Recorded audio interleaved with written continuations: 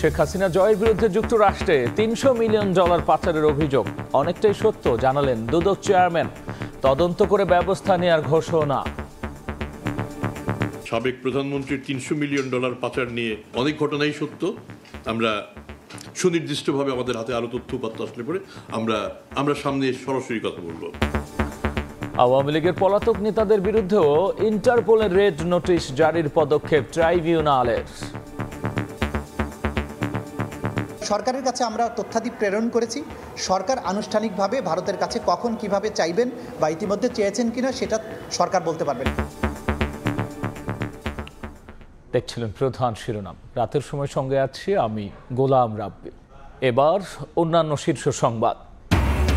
পতিত স্বৈরাচারী ষড়যন্ত্র সম্প্রীতি বিনষ্টের চেষ্টা প্রতিহতের ঘোষণা মির্জা ফখরুলের। পঞ্চগড়ে বিএনপির সমাবেশ। ভোটাধিকার ফিরিয়ে দিতে গ্রহণযোগ্য নির্বাচন দাবি। 7 দিনের মধ্যে আওয়ামী লীগের নিবন্ধন বাতিল না করলে সচিবালয় ঘেরাও কর্মসূচি ইনকিলাব মঞ্চের। গুপ্ত হত্যা ও হামলা বন্ধে টাস্কফোর্স গঠন সহ 4 দফা দাবি বৈষম্য বিরোধীদের। ট্রেইনি চিকিৎসকদের শাহবাগ অবরোধ। ভাতা বাড়ানোর আশ্বাসে বৃহস্পতিবার পর্যন্ত কর্মসূচি স্থগিত। চলবে কর্মবিরতি, দিনভর যানজটে চরম ভোগান্তি। এবং রাজনৈতিক দলগুলোর সদিচ্ছা ছাড়া গণমাধ্যমের টেকসই সংস্কার সম্ভব নয় মত জ্যেষ্ঠ সাংবাদিকদের। সুরক্ষা আইন ও ন্যূনতম বেতন কাঠামো চালুর সুপারিশ করবে কমিশন।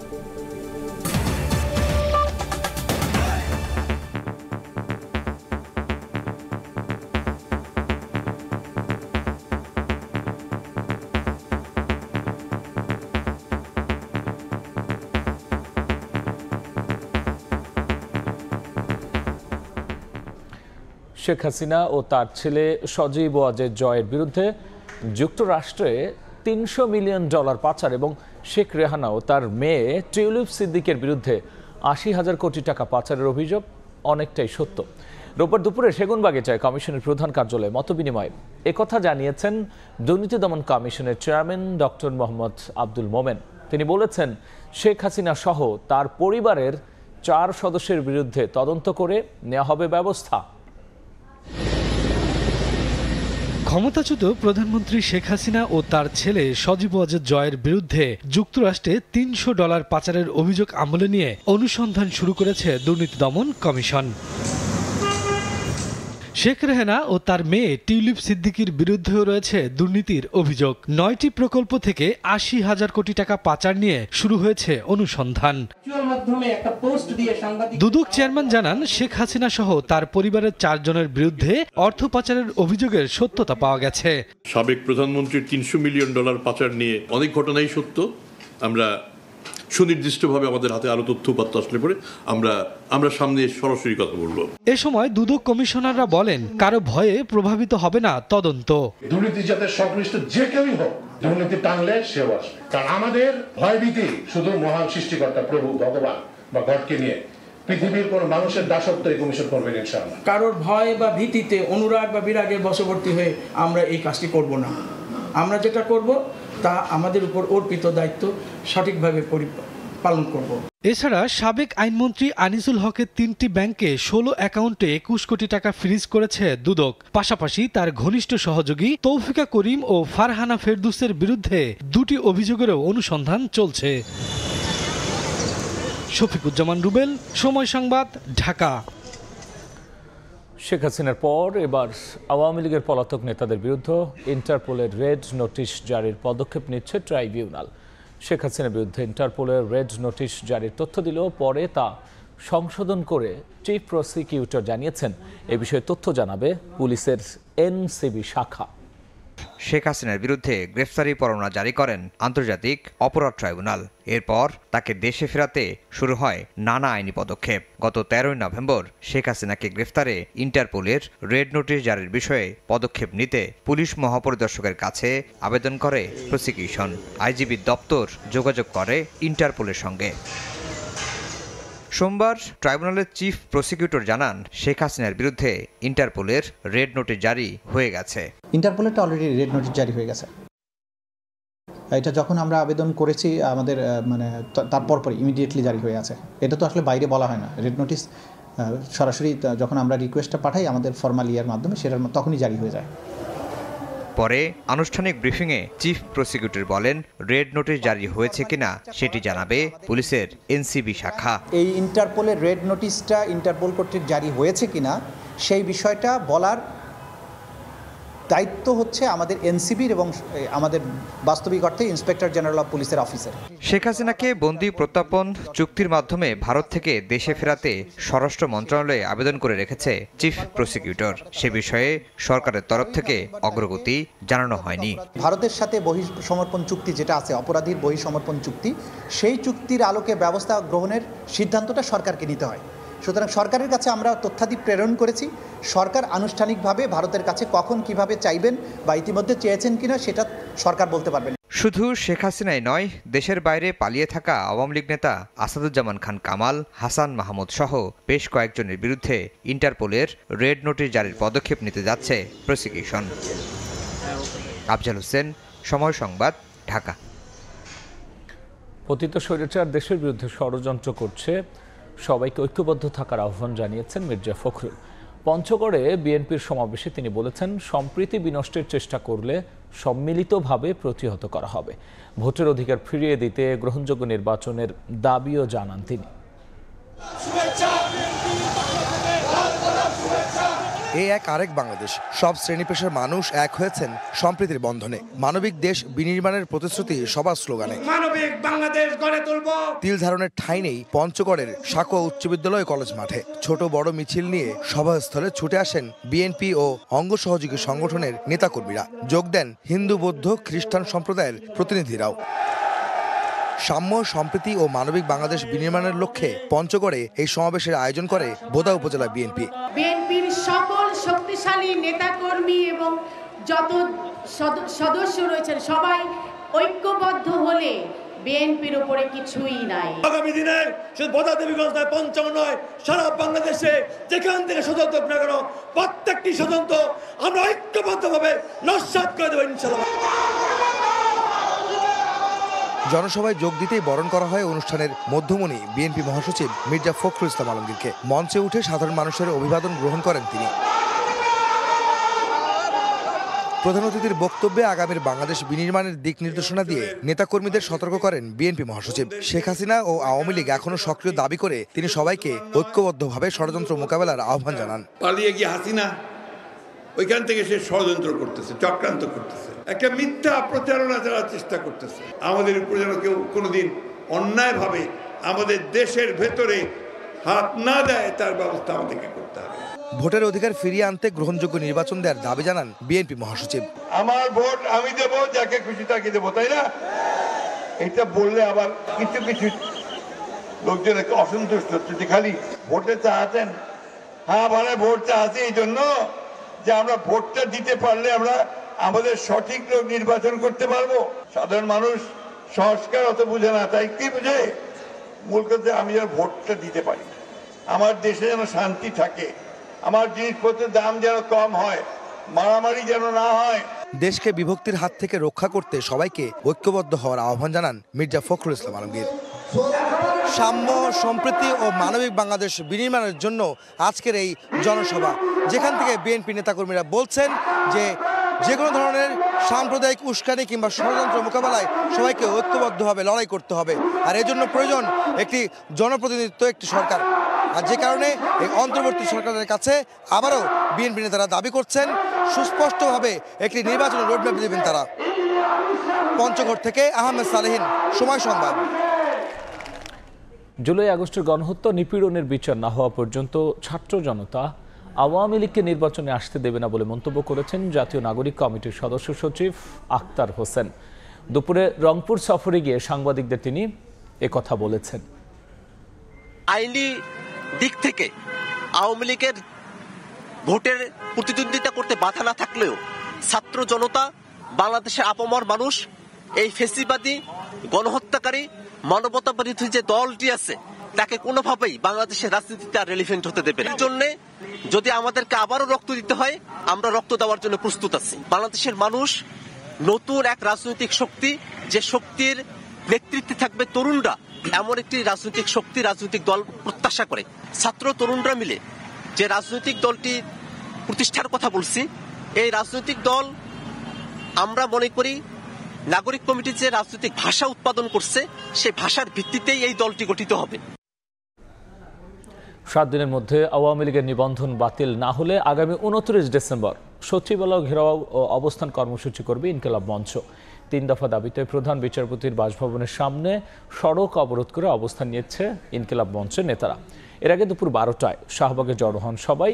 সেখানে সংক্ষিপ্ত সমাবেশ শেষে অন্তর্বর্তীকালীন সরকারের প্রধান উপদেষ্টা ডক্টর মোহাম্মদ ইউনূসের বাসভবন যমুনার উদ্দেশ্যে যাত্রা শুরু করেন সংগঠনটির নেতাকর্মীরা। মিছিলটি প্রধান বিচারপতির বাসভবনের সামনে গেলে সেখানে তাদের বাধা দেয় পুলিশ। পরে সেখানেই জমায়েত হন সবাই। দাবি আদায় না হওয়া পর্যন্ত রাজপথ ছাড়বেন না বলেও জানান ইনকিলাব মঞ্চের নেতারা। যখন হাসিনার বিচার হবে, আওয়ামী লীগের বিচার হবে, তখন আমার ভাইদেরকে মারতেছে, আমাদের ভাই বোনরা বিভিন্ন জায়গায় গুপ্ত হত্যার শিকার হইতেছে। তাহলে আপনারা ভিআইপি প্রোটোকল ছেড়ে দেন, আপনারাও মারকেন, আমরাও মারকে। আর আপনারা যদি সিকিউর থাকেন তাহলে আমাদেরকে সিকিউর করেন। আমরা রাজপথের যোদ্ধা, আমরা উই আর অলরেডি শহীদ, আমরা শহীদ হওয়ার জন্য প্রস্তুত আছি। যতক্ষণ না পর্যন্ত উপদেষ্টা আসবে ততক্ষণ পর্যন্ত আমরা এখানে রাস্তায় শুয়ে থাকি। তারা সামান্যটুকু সময় হয় না আমাদের কাছ থেকে এসে আমাদের যে দাবিগুলো লিখিতভাবে নিয়ে যেতে। আমরা চাই আমাদের জীবন যতক্ষণ পর্যন্ত আছে, আমরা যতক্ষণ পর্যন্ত আমাদের শেষ বিন্দু রক্ত পর্যন্ত আছে, আমরা অন্বেষণ করে যাব যতক্ষণ পর্যন্ত তারা এইখানে না আসবে। সাম্প্রতিক সময়ে ঘটে যাওয়া গুপ্ত হত্যার পরিপ্রেক্ষিতে 4 দফা দাবি জানিয়েছে বৈষম্য বিরোধী ছাত্র আন্দোলনের সম্মিলিত বেসরকারি বিশ্ববিদ্যালয়ের প্রতিনিধিরা। বিকেলে অন্তর্বর্তী সরকারের স্বরাষ্ট্র উপদেষ্টা জাহাঙ্গীর আলম চৌধুরীর সঙ্গে দেখা করে এই দাবি জানান তারা। হত্যাকাণ্ডের রহস্য উন্মোচনে তদন্ত কমিশন গঠন, প্রতিটি থানা ওয়ার্ডে নিরাপত্তা জোরদার করা, নিষিদ্ধ করার পরও ছাত্রলীগের সক্রিয় নেতাদের গ্রেফতারে স্বরাষ্ট্র মন্ত্রণালয়ের অধীনে টাস্ক ফোর্স গঠন সহ 4 দফা দাবি জানান শিক্ষার্থীরা। পরে প্রেস ব্রিফিংয়ে তারা বলেছেন 48 ঘন্টার মধ্যে দাবি বাস্তবায়নে কার্যক্রম শুরু না হলে ঢাকা ব্লকেট কর্মসূচি দেওয়া হবে।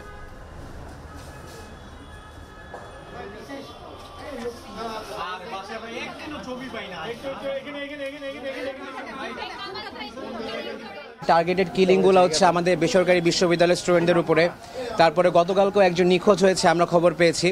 তো এই নিখোঁজ হওয়া, খবর পাওয়া, এই জিনিসগুলোর জন্য আমাদের আসলে আমরা 4টা দফা নিয়ে এসেছিলাম এখানে, যে আমাদের কয়েকটা তদন্ত কমিটি গঠন করতে হবে এবং আমাদের আরও কিছু প্রয়োজনীয় জিনিসপত্র দরকার আমাদের নিরাপত্তার স্বার্থে। আমরা আমাদের জায়গা থেকে স্পষ্টভাবে বলে দিতে চাই, উক্ত দাবিগুলি যদি আগামী 48 ঘন্টার মধ্যে পূরণ না হয় কিংবা এর প্রতি আমরা যদি কোনো দৃশ্যমান আচরণ না দেখি আমাদের এই দাবিগুলোর প্রতি, তাহলে আমরা এখান থেকে কঠোর পদক্ষেপ নিতে বাধ্য হব। ভাতা বৃদ্ধির দাবিতে শাহবাগ অবরোধ করে বিক্ষোভ করেন বিএসএমএমইউ সহ সব মেডিকেলের প্রাইভেট ট্রেইনি চিকিৎসকরা। দুপুর 1টার দিকে হাসপাতালের প্রশাসনিক ভবন ছেড়ে সড়কে অবস্থান নেন তারা। আন্দোলনকারীরা বলছেন, দ্রব্যমূল্যের ঊর্ধ্বগতির বাজারে একজন ট্রেইনি চিকিৎসকের পক্ষে 25,000 টাকায় সংসার চালানো সম্ভব নয়। অবরোধ কর্মসূচির কারণে যানজটে ভোগান্তিতে পড়েন এ সময় নগরবাসী। দিনভর ট্রেনি চিকিৎসকদের স্লোগানে উত্তাল শাহবাগ চত্বর। 25,000 টাকা থেকে 50,000-এ বেতন উন্নীত করতে শতাধিক চিকিৎসক অবস্থান নেন ব্যস্ত এই সড়কে। চিকিৎসকরা প্রথমে বিএসএমএমইউর প্রশাসনিক ভবনের সামনে অবস্থান নিলেও দুপুর 1টার দিকে অবস্থান নেন শাহবাগে। আন্দোলনকারীরা বলছেন, সরকারি চিকিৎসকরা নবম গ্রেডে বেতন পেলেও বৈষম্যের শিকার বেসরকারি চিকিৎসকরা। আমরা গত 3 বছর ধরে আমাদের এই দাবি নিয়ে এখানে আসছি। আমাদেরকে শুধু 25,000 টাকা ভাতা দেয়া হয়, এই ভাতাতে আমরা যে বাসা ভাড়া দিব সে টাকা পর্যন্ত থাকে না। প্রতিবেশী দেশগুলোতে পোস্ট গ্রাজুয়েট ট্রেনি ডক্টরদের কি ধরনের অনারিয়াম পান, আমাদের দেশে সেই একই রকম যদি না হয়, আপনি একই ধরনের সেবার মান তো আপনি চিকিৎসকদের কাছ থেকে আপনি পাবেন না। ঊর্ধ্বতন কর্তৃপক্ষ মন্ত্রণালয়ের সাথে কথা বলে দাবি পূরণের আশ্বাস দিলেও রাজপথ ছাড়তে অস্বীকৃতি জানান আন্দোলনকারীরা। পরে বিকেল 5টার পর সার্জিস আলমের আশ্বাসে অবরোধ প্রত্যাহার করেন চিকিৎসকরা। নবম গ্রেড সমমান সুযোগ সুবিধা সম্পন্ন পোস্ট গ্রাজুয়েট ট্রেনি ডক্টরদের যে ভাতা এবং অন্যান্য সুবিধা, সেই সুযোগ সুবিধা সম্পন্ন যে ঘোষণাটি হবে, এই ঘোষণা বৃহস্পতিবার বিকাল 5টার মধ্যে আসতে হবে। অবরোধ কর্মসূচির কারণে সড়কে সৃষ্টি হয় তীব্র যানজটের। এতে চরম ভোগান্তিতে পড়েন রাজধানীবাসী। 2 ঘন্টা 3 ঘন্টা ধরে দাঁড়ায় আছি, আন্দোলন চলতেছে শুনলাম। আমার রোগী তো ঢাকা মেডিকেল নিচে নামায় খাড়া রয়েছে। ভাতা বৃদ্ধির দাবিতে কয়েক বছর ধরে আন্দোলন করে আসছে বেসরকারি ট্রেইনি চিকিৎসকরা। এর আগে আন্দোলনের মুখে 20,000 টাকা থেকে বেতন করা হয় 25,000 টাকা। বৃহস্পতিবারের মধ্যে প্রজ্ঞাপন জারি না হলে আবারও অবরোধ কর্মসূচিতে নামার হুঁশিয়ারি ট্রেইনি চিকিৎসকদের। হাসান ওয়ালি, সময় সংবাদ, ঢাকা। পুলিশ সংস্কার কমিশনের জনমত জরিপে বাহিনীটির রাজনৈতিক ব্যবহার বন্ধ চেয়েছেন বেশিরভাগ মানুষ। ক্ষমতার অপব্যবহার করে বিচার বহির্ভূত হত্যায় জড়িতদের বিচার নিশ্চিতেও কমিশন চেয়েছেন সচেতন নাগরিকরা। সংস্কার কমিশনের দাবি, প্রতিবেদন তৈরিতে প্রাধান্য দেওয়া হয়েছে জনমত জরিপ, আর সব পক্ষের মতামতের ভিত্তিতে নতুন বছরের শুরুতেই জমা দেওয়া হবে রিপোর্ট। মাসুদুর রহমানের রিপোর্ট, ছবি তুলেছেন আশরাফুল ইসলাম।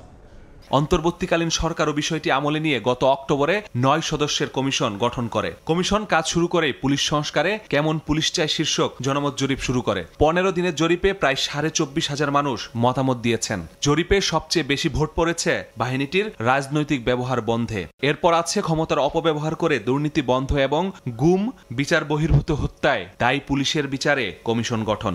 এমন একটা পুলিশ বাহিনী তৈরি হয় যাদের কাছে আমরা নিরাপত্তা পাই। রাজনৈতিক আশ্রয় থেকে বিরত থাকবে আর জনবান্ধব হিসেবে কাজ করবে। 999 সেবা, পুলিশ ক্লিয়ারেন্স, অনলাইন জিডি সহ পুলিশের 8টি সেবাধর্মী কাজের গতি বাড়ানোরও সুপারিশ করা হয়েছে। অনলাইনের মাধ্যমে যদি আমরা এগুলা কার্যক্রমগুলো আরো বা এইভাবে সংস্কার করতে পারি, তাহলে সেক্ষেত্রে দেখা যাবে যে এই সেবাগুলোর মান আরো বেশি উন্নত হবে এবং জনগণের হয়রানিটা আসলে কমবে।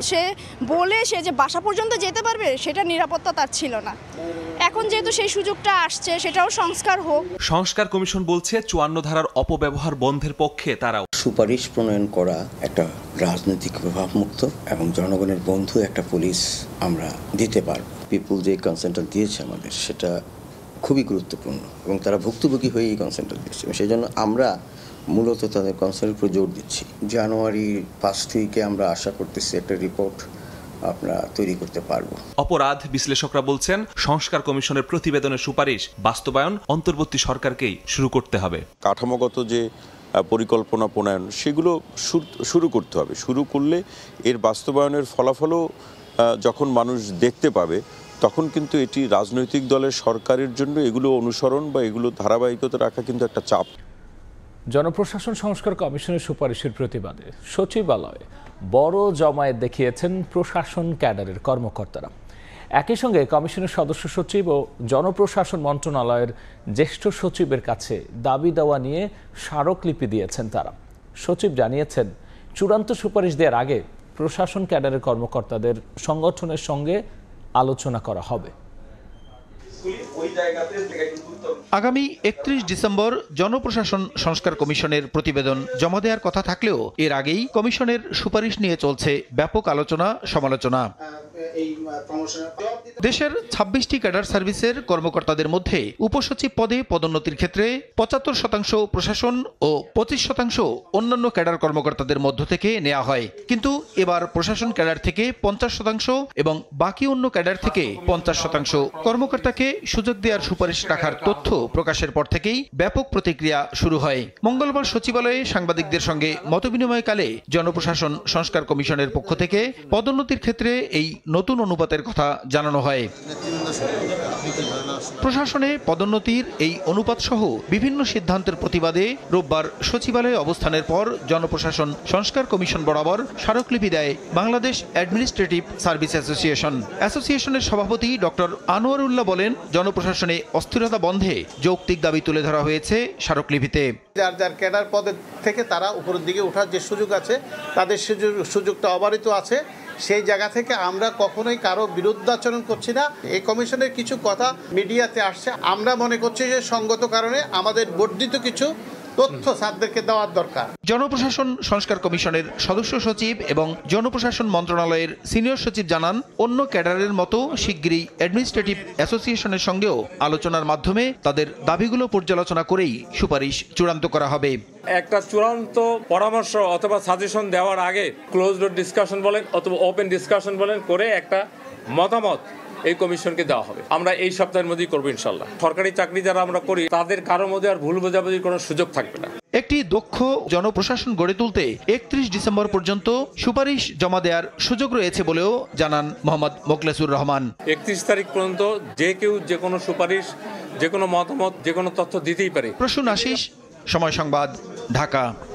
তথ্য সম্প্রচার উপদেষ্টা নাহিদ ইসলামের সঙ্গে সচিবালয়ে সাক্ষাৎ করেছেন পাকিস্তানের জনপ্রিয় সঙ্গীত শিল্পী রাহাত ফতে আলী খান। এ সময় বাংলাদেশি সঙ্গীত নিয়ে কাজ করতে আগ্রহ প্রকাশ করেছেন রাহাত ফতে আলী খান। বাংলাদেশের সাংস্কৃতিক উন্নয়নেও কাজ করার আশা প্রকাশ করেছেন তিনি।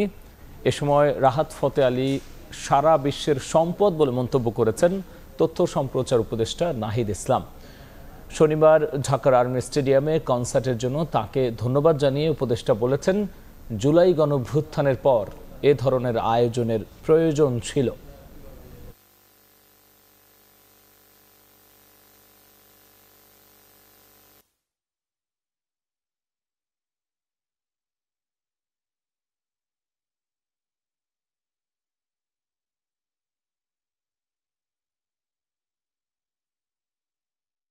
এসে আমাদের মঞ্চ মাতালেন এবং আমাদের অভ্যুত্থানের পরে এরকম একটি আয়োজনের আসলে প্রয়োজন ছিল। As a Pakistani, we are always stand with the Bangladeshi. Thankful to the Bangladesh who invite me in BPM and the last night ceremony. I very much feel that I'm singing in my home ground. রাজনৈতিক দলগুলোর সদিচ্ছা ছাড়া গণমাধ্যমের টেকসই সংস্কার সম্ভব নয় বলে মনে করেন দেশের জ্যেষ্ঠ সাংবাদিকরা। রাজধানীর সিডাপ মিলনায়তনের সংলাপে অংশ নিয়ে তারা আরও বলেছেন, স্বার্থান্বেষী গোষ্ঠী দ্বারা মিডিয়া পরিচালিত হওয়ায় স্বাধীন গণমাধ্যম ও সাংবাদিকতা গড়ে উঠছে না। একই অনুষ্ঠানে গণমাধ্যম সংস্কার কমিশনের প্রধান বলেছেন, সাংবাদিক সুরক্ষা আইনের পাশাপাশি ন্যূনতম বেতন কাঠামো ঠিক করে তা চালুর সুপারিশ করবেন তারা। ছাত্র জনতার গণ অভ্যুত্থানে আওয়ামী লীগ সরকারের পতনের পর গণমাধ্যমকে স্বাধীন, বস্তুনিষ্ঠ ও শক্তিশালী করার লক্ষ্যে গণমাধ্যম সংস্কার কমিশন গঠন করে অন্তর্বর্তী সরকার। এ নিয়ে অংশীজনদের সুপারিশ ও মতামত গ্রহণ করছে কমিশন। তারই ধারাবাহিকতায় রোববার সকালে গণমাধ্যম সংস্কার নিয়ে সংলাপের আয়োজন করে centre for governance studies CGS। গঠন করতে চাই, কার জন্য চাই? এতে অংশ নিয়ে বক্তারা বলেন, 10,000 টাকার নিচে বেতন পান বাংলাদেশের 80% সাংবাদিক। পেটে ক্ষুধা নিয়ে সাংবাদিকতা চলে না। 10,000 টাকার কম বেতন পায় বাংলাদেশের 80% সাংবাদিক। আমি যদি সারা দেশেরটা ধরি, তারা নিজেরা খেতে পায় না, তাদের অন্যের খাওয়ার অধিকার নিয়ে কাজ করতে বলা হয়। কোনো না কোনো কি একটা সার্টিফিকেশনের ব্যবস্থা থাকা প্রয়োজন না, যে তিনি সাংবাদিক হিসাবে নিজেকে যখন পরিচয় দিচ্ছেন। কারণ মনে রাখতে হবে যে অনলাইনে বা অন্যান্য ক্ষেত্রে প্রচুর নন জার্নালিস্টিক কাজও কিন্তু আছে। এ সময় বিভিন্ন গণমাধ্যমে কর্মরত সাংবাদিকরা বলেন, সংস্কারের জন্য কমিশন দিনরাত পরিশ্রম করছে, কিন্তু রাজনৈতিক সরকার এসে সেটা বাস্তবায়ন না করলে কোনো লাভ হবে না। এজন্য দরকার রাজনৈতিক সদিচ্ছা। রাজনৈতিক সরকার যদি এটা বাস্তবায়ন না করে, আপনি বাস্তবায়ন করে যেতে পারবেন না, এই সরকার পারবে না। পরের সরকার আসলেই এটা হবে। পত্রিকার অফিসের সামনে থেকে গরু জবাই হয়। এই দেশে আমরা বাস করি, কি সাংবাদিকতা আমরা করব? সাংবাদিকের সুরক্ষা দেওয়ার সমস্ত আইনের পক্ষে নানাভাবেই কাজ করতে হবে, যাতে আবার সেটা স্বেচ্ছাচারিতায় রূপ না নেয়। সংলাপে অংশ নিয়ে প্রধান উপদেষ্টার প্রেস সেক্রেটারি পরামর্শ দেন স্বাধীন সাংবাদিক ইউনিয়ন গঠনের। এই 4.5 মাসে আমরা কোনো পত্রিকাকে বলি নেই আপনি এই নিউজটা সরান, আমরা কোনো পত্রিকাকে বলি নেই একে সরিয়ে একে নেন। আমরা আমাদের ইন্টেলিজেন্স এজেন্সিকে বলে দিয়েছি যে আপনারা কাউকে কোনো নিউজের ব্যাপারে ইন্টারভেন করতে পারবেন না। সাংবাদিকদের আর্থিক নিরাপত্তা থাকতে হবে। সাংবাদিকদের যদি আর্থিক নিরাপত্তা না থাকে, তাহলে তার সামাজিক নিরাপত্তাও থাকবে না, সামাজিক মর্যাদাও থাকবে না। এবং সেই কারণে সাংবাদিকদের আর্থিক নিরাপত্তার বিষয়টা নিশ্চিত করার একটা সুপারিশ অবশ্যই থাকতে হবে। আইন শৃঙ্খলা বাহিনী যেন গণমাধ্যমকে নিয়ন্ত্রণের চেষ্টা না করে, সে ব্যাপারেও উদ্যোগ নেওয়ার পরামর্শ দেন বক্তারা। নিশ্চিত করার একটা সুপারিশ অবশ্যই। নাজমুস সালেহী, সময় সংবাদ, ঢাকা। রাতের সময়ে আরও থাকছে। কাল মিউজিক ফেস্ট দিয়ে শুরু হচ্ছে BPL এর 11তম আসরের উন্মাদনা। মঞ্চ মাতাবেন দেশ বিদেশের বিখ্যাত শিল্পীরা। সব টিকিট বিক্রি। প্রস্তুত home of cricket. Bangladesh computer council BCCর সঙ্গে NIDর তথ্য ভান্ডারের সংযোগ বিচ্ছিন্ন করেছে নির্বাচন কমিশন। চুক্তির শর্ত বরখেলাপ করা এবং 2 কোটি টাকা বকেয়া থাকায় এমন সিদ্ধান্ত নেওয়া হয়েছে। শর্ত লঙ্ঘনে নির্বাচন কমিশনের কিংবা BCCর কেউ জড়িত থাকলে তাদের বিরুদ্ধেও আইনানুগ ব্যবস্থা নেওয়া হবে বলে জানান NIDর মহাপরিচালক। দ্বাদশ জাতীয় নির্বাচনের আগে বাংলাদেশ কম্পিউটার কাউন্সিল থেকে প্রায় 7 কোটি ভোটারের তথ্য চুরির মতো ঘটনা ঘটলে সারা দেশ সহ বহির্বিশ্বেও আলোড়ন সৃষ্টি হয়। সার্ভার দুর্বলতার দোহাই দিয়ে এ নিয়ে সে সময় পাশ কাটিয়ে যায় ICT মন্ত্রণালয়ে। আবারও নাগরিকদের তথ্য চুরির শঙ্কা থেকে নড়েচড়ে বসেছে নির্বাচন কমিশন।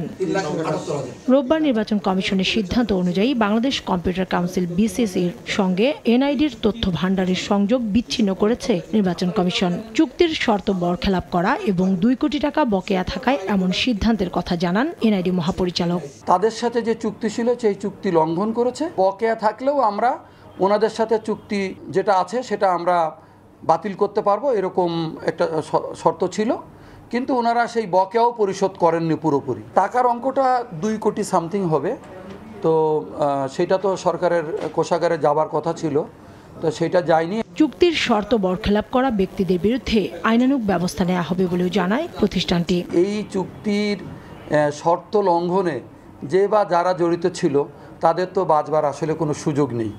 নির্বাচন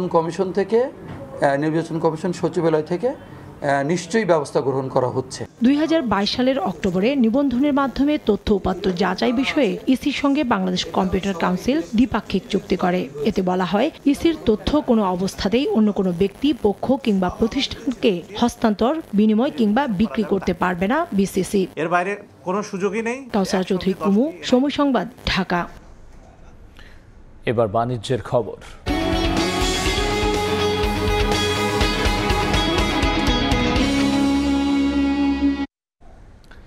পাকিস্তানের করাচি বন্দর থেকে চিনি, আলু, আখের গুড়, কাপড়ের রোল এবং শিল্পে ব্যবহৃত বিভিন্ন কেমিক্যাল সহ পণ্য বোঝাই 825টি কন্টেইনার নিয়ে চট্টগ্রাম বন্দরে ভিড়েছে বহুল আলোচিত জাহাজ এমভি ইউয়ান জিয়াং ফাজং। মাত্র 11 দিনে পণ্য পৌঁছানোর আমদানি খরচ কমার পাশাপাশি সহজলভ্য হচ্ছে শিল্পের কাঁচামালও। চট্টগ্রাম বন্দরের এনসিটি 2 নম্বর জেটিতে নোঙ্গর করেছে পানামার পতাকাবাহী জাহাজ এমভি ইউয়ান জিয়াং ফাজং।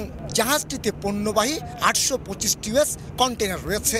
এর মধ্যে পাকিস্তানের করাচি বন্দর থেকে 678টি কন্টেনার এলো, বাকিগুলো লোড হয়েছিল আরব আমিরাতের জাবল আলী বন্দর থেকে। পাকিস্তান থেকে আসা কন্টেনারগুলোর মধ্যে 285 কন্টেনার 7,500 মেট্রিক টন চিনি রয়েছে। আমিরাত থেকে এসেছে খেজুর, লুভ অয়েল ও খাদ্যপণ্য। আমাদের আমদানি রপ্তানিকারকরা আগে যেই অতিরিক্ত সময় ব্যয় করতে হতো, এটা পোর্টল্যান্ড কিংবা কলম্বো হয়ে ট্রান্সশিপমেন্ট হয়ে আসার কারণে এখন সেটা হচ্ছে না। এটা 5-7 দিন আগেই পণ্যটা তারা পেয়ে যাচ্ছে। আগে পাকিস্তান থেকে যেসব পণ্য বাংলাদেশে আমদানি করা হতো সেগুলো মূলত সিঙ্গাপুর কিংবা মালয়েশিয়ার তানজুম পালাপাস বন্দরকে ট্রান্সশিপমেন্ট বন্দর হিসেবে ব্যবহার করে চট্টগ্রাম বন্দরে আনা হতো। এতে সময় লাগতো 45 দিনের বেশি। বর্তমানে সময় নেমে আসছে মাত্র 10 থেকে 11 দিনে। সরাসরি করাচি থেকে যখন আসছে তাহলে এটাতে 10 থেকে 12 দিনের মধ্যে তার সে চলে আসতে পারতেছে। এর দ্বারা আমরা স্বাভাবিকভাবে সময় যেমন বাঁচতেছে, প্রোডাক্টটা আমরা আর্লি পাচ্ছি এবং কষ্ট সেখানে অনেক মিনিমাইজ হচ্ছে। বাংলাদেশ থেকে পণ্য নিয়ে 24 ডিসেম্বর চট্টগ্রাম বন্দর ছেড়ে যাবে জাহাজটি। শিল্পের কাঁচামাল কিংবা ভোগ্যপণ্য আমদানির ক্ষেত্রে ভারতের মতো একক কোনো দেশের উপর নির্ভরশীল হয়ে থাকতে চায় না বাংলাদেশ। আর তাই নতুন নতুন দেশ খোঁজা হচ্ছে পণ্য আমদানির জন্য। এরই অংশ হিসাবে পাকিস্তানের করাচি বন্দর থেকে 825 কন্টেনার সহ মাত্র 11 দিনে এসেছে এই জাহাজ। এর ফলে সময় যেমন কমছে, ঠিক তেমনি কমছে আমদানি খরচ। আর তাতে সাধারণ মানুষ যেমন কম দামে ভোগ্যপণ্য কিনতে পারবে, আর শিল্পের মালিকেরাও কিনতে পারবে কাঁচামাল, এমনটি বলছেন ব্যবসায়ীরা। চট্টগ্রাম বন্দরের এনসিটি থেকে কমল দে, সময় সংবাদ। মিউজিক ফেস্ট দিয়ে আগামীকাল শুরু হচ্ছে 11তম বিপিএল এর আনুষ্ঠানিক উন্মাদনা। পারফর্ম করবেন উপমহাদেশের বিখ্যাত সঙ্গীত শিল্পী রাহাত ফতে আলী খান। একই সঙ্গে থাকবেন দেশীয় মাইলস, আভেদ রাফা, জেফার, মুজা, হান্নান ও সঞ্জয়। কনসার্ট ঘিরে হোম অফ ক্রিকেটে সাজানো হয়েছে রঙিনভাবে। এরই মধ্যে বিক্রি হয়ে গেছে কনসার্টের সব টিকিট। 30 ডিসেম্বর মাঠে করাবে এবারের বিপিএল। চারিদিকে নতুনত্বের উৎসব, পরিবর্তনের ছোঁয়া সবকিছুতে যা লেগেছে বিপিএলও। এর মধ্য দিয়ে ক্রিকেটের দিন বদলের চেষ্টা। সাজানো হয়েছে মঞ্চ, চারিদিকে লাগানো হয়েছে রং বেরঙের আলোকসজ্জা। ঘরোয়া ক্রিকেটের সবচেয়ে মর্যাদাপূর্ণ আসরকে জাঁকজমকপূর্ণ করতে বাংলাদেশ ক্রিকেট বোর্ডও নিয়েছে বেশ কিছু উদ্যোগ। থিম সং, মাস্কট উন্মোচনের পর এবার মিউজিক ফেস্টের মধ্য দিয়ে আনুষ্ঠানিকভাবে শুরু হচ্ছে বিপিএল উন্মাদনা। 30 ডিসেম্বর পর্দা উঠবে বিপিএল এর 11তম আসরের। 7 দলের টুর্নামেন্টের ফাইনাল অনুষ্ঠিত হবে 2025 সালের 7 ফেব্রুয়ারি। মাঠের খেলা শুরুর আগেই বিপিএল কে ভিন্নভাবে আয়োজনের কথা বলে রেখেছিলেন বিসিবি সভাপতি, যার শুরুটা হচ্ছে মিউজিক ফেস্টের উৎসব মুখর অনুষ্ঠান দিয়ে। উপমহাদেশের প্রখ্যাত সঙ্গীত শিল্পী পাকিস্তানি রাহাত ফতে আলী খান মঞ্চ মাতাবেন হোম অফ ক্রিকেটের। সেই কনসার্টকে সফল করতে বিসিবির নিরলস পরিশ্রম। মিরপুরের শেরি বাংলা ক্রিকেট স্টেডিয়াম সাজানো হয়েছে রঙিনভাবে। শেষ মুহূর্তে ধোঁয়া মোছার কাজ করছেন কর্মীরা। দর্শকদের বসার স্থান প্রস্তুত করা হয়েছে সঙ্গীত পরিবেশনের স্টেজও।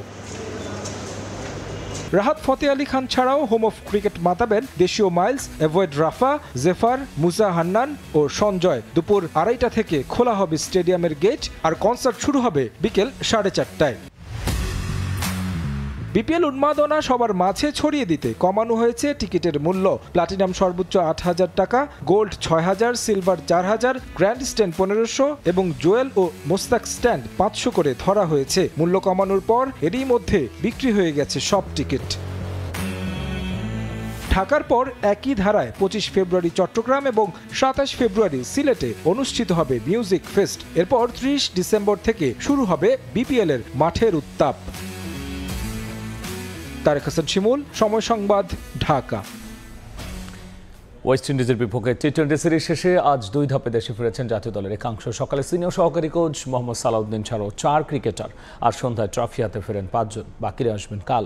প্রথম ধাপে আসা ক্রিকেটাররা হলেন জাকের আলী, হাসান মাহমুদ, তাসকিন আর নাহিদ। বিকেলে আসেন তানজিদ তামিম, নাসুম, পারভেজ। টেস্ট সিরিজ ড্রয়ের পর ওয়ানডে সিরিজে হোয়াইট ওয়াশ হলেও টি-20তে প্রথমবারের মতো ক্যারিবিয়ানদের ক্লিন সুইপ করেছে বাংলাদেশ। কাল সকালে 2 ক্রিকেটার, আর রাতে আসবেন আরও 4 জন। এই ছিল রাতের সময়। সঙ্গেই থাকুন সময়।